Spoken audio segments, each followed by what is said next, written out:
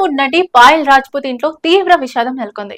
ఆమె తండ్రి విమర్ కుమార్ రాజ్పుత్ 67 ఏళ్ల వయసులో కన్నుమూశారు. కొంతకాలంగా క్యాన్సర్ తో పోరాడుతున్న ఆయన సోమవారం తన నివాసంలో తుది శ్వాస విడిచాడు. ఈ విషాద వార్తను పాయల్ తన ఇన్స్టాగ్రామ్ ద్వారా ప్రపంచానికి వెల్లడించింది. తన తండ్రి మృతిపై ఆమె రాసిన ఎమోషనల్ మెసేజ్ ప్రస్తుతం సోషల్ మీడియాలో వైరల్ అవుతోంది. నాన్న, మీరు క్యాన్సర్ ను జయిస్తారని నమ్మానని, కానీ చివరికి మిమ్మల్ని కాపాడుకోలేకపోయానని, దానికి క్షమించాలని ఆమె పోస్ట్ లో పేర్కొంది. ఈ పోస్ట్ చూసిన నెటిజన్లు, అభిమానులు, సినీ ప్రముఖులు ఆమెకు ధైర్యం చెప్తూ కామెంట్లు పెడుతున్నారు. పాయల్ 2018లో RX100 సినిమాతో తెలుగు ప్రేక్షకులకు పరిచయం అయింది. ఆ సినిమా బిగ్ బ్రేక్ ఇచ్చింది.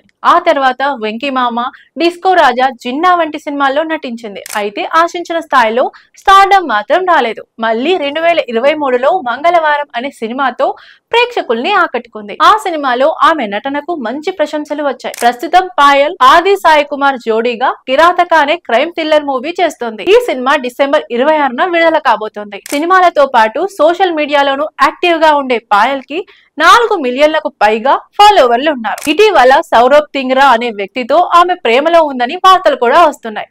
ప్రస్తుతం పాయల్ తన కుటుంబంతో కలిసి తండ్రి మృతిని తట్టుకుని ముందుకు సాగేందుకు ప్రయత్నిస్తోంది.